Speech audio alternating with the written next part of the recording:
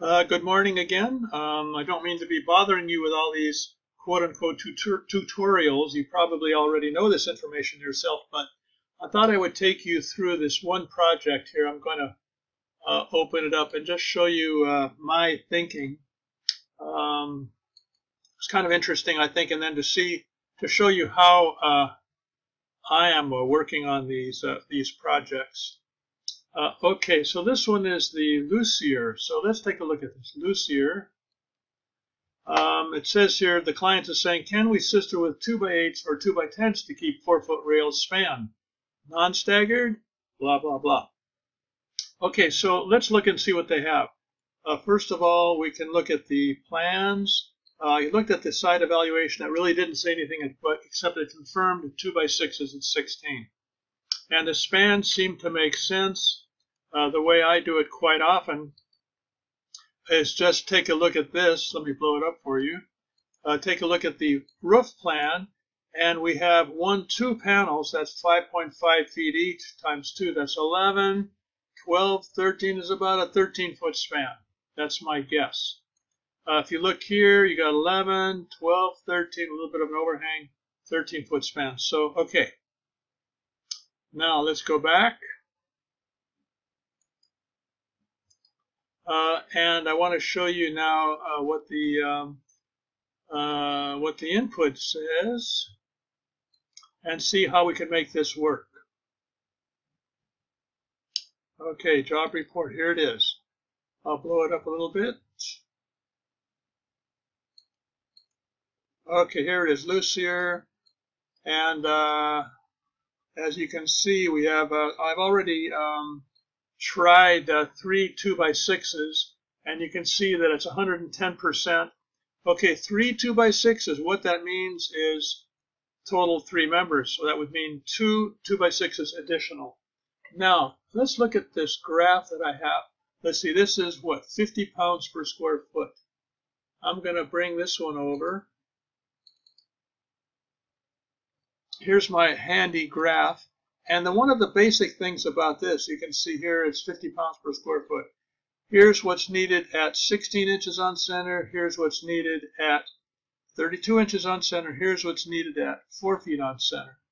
Now this particular one, let's see, we had, according to the input, we had roughly 12 and a half feet. Okay. 12 and a half feet, and they want to go for 4 foot on center, stand-up spacing.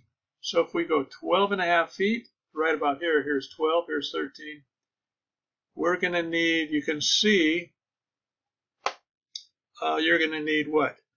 Here it says 2 2x6s plus 2 2x6s, that's 4, shear not critical. Here you can see that where a single 2x6, the shear is really way down there, so you know you want to use more than 1. That means more bearing at either end. Here's 2 2x6 limit way up here at 18 foot. So we can see even 2 2x6s would work. I didn't put on here 3 2x6s, but you can see, well, here's 1 2x6 plus 1 2x6 right here. And according to this, it's way down here for 4 feet on center. So 2 2x6s don't work. So this is a guideline for you to kind of see where you're going, if it helps. Okay, so back to this. Let's see, we are here, and I'll just show you here. Edit what I did. This is pretty obvious, I think, to you. 50 miles an hour. Okay. 4 feet on center. Staggered. Oops, now there's an error. I can see that. It should be staggered. No. Because that'll otherwise require too many points of strengthening. So I'm going to change that to staggered stand-up. No. Single span. Okay. Sorry for hurrying here, but I want to try and get into the 15-minute time zone. Okay, here's my trial. 3 2x6s, 12.6 feet. Exposure B. Okay. 16, you can see very low slope, 16 degrees, so we don't get the snow load reduction. And we'll see if this works. Oop, it fails. Well, so that means that 3 2x6s don't work. So we're going to have to do something else. Let's try 3 2x8s, or maybe 2 2x8s. I'll tell you what I'm thinking here. If we combine 2 2x8s with 1 2x6, that might work. We know that the 2x6 is not going to carry as much load as the 2x8s. Okay, let's try here 2 2x8s. You could try 3 2x8s. Let's try 2 2x8s and see how much it fails by. And we'll see if we think the 2x6 can take the balance of that load. We'd have to compare the moments of inertia to do that. 85%, so that might work. So the question really is, how much can the 2x6 take compared to 2 2x8s? And if you check the moments of inertia, what I just did is I added up the moment of inertia of 2 2x8s plus a 2x6. That comes to 118 inches cubed total. And the 2x6 takes about 20 inches cubed. So I divide 20 by 118. I get about 17%. So the 2x6 will get 17%, will take 17% of the total load. That's assuming that the three members act independently. They don't become one, which is probably more likely. And you can see over here we have 85%, which means we're only 15% short, so that would be what the 2x6 could take. So that would be a great solution. So I'm going to use that and continue on. I'm going to show you something that, if I can find it here, that I've already done. I'm going to have to correct this a little bit because I thought 3 2x6s were going to work, which didn't because of the staggering issue. Now let's see here. I have it located. Where did I put it? I have my strengthening. Let's see here. I'll just show it right here. So the ones that I'd want to use are this one. I'm going to blow it up here for you.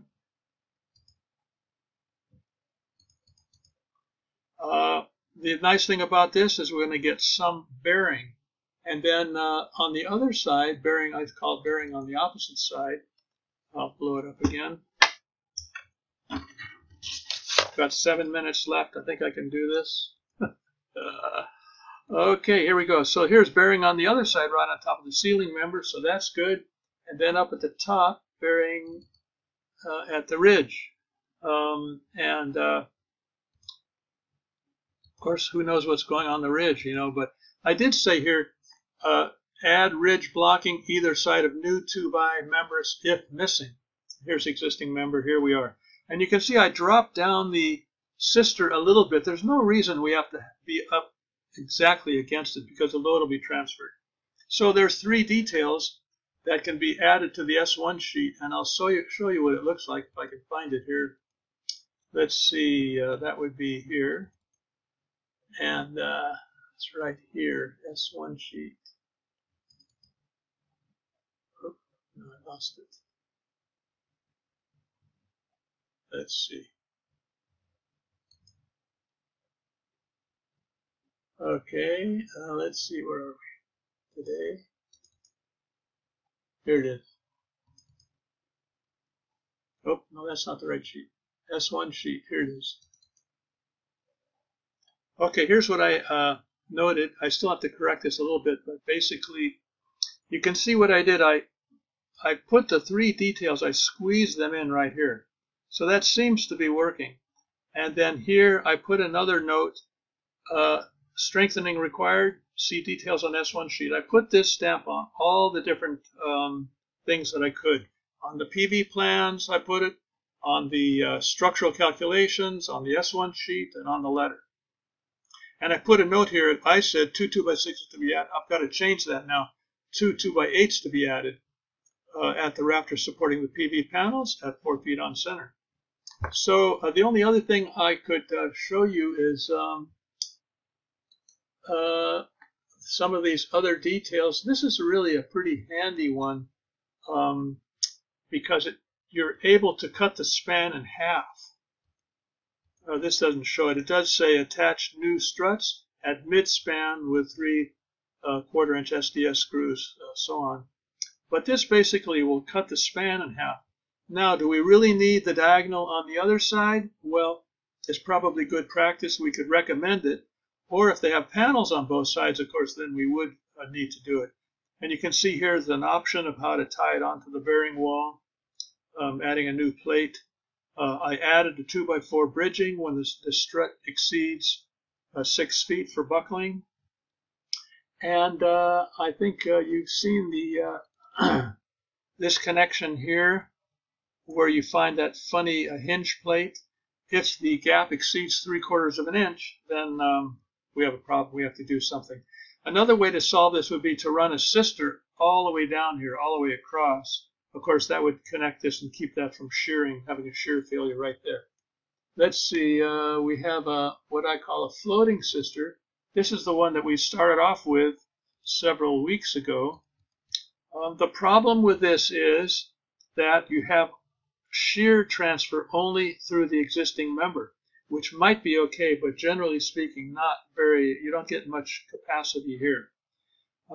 We did have it at 3 feet at one time, but the moment, I checked the moment right here, and it was actually too much for the single existing rafter to take it. That's why I reduced this to 1'6". So I'm running out of time. Please call me if you have any questions, but I think we're getting to the point of making it easier for all of us, including our clients. Okay, thank you very much.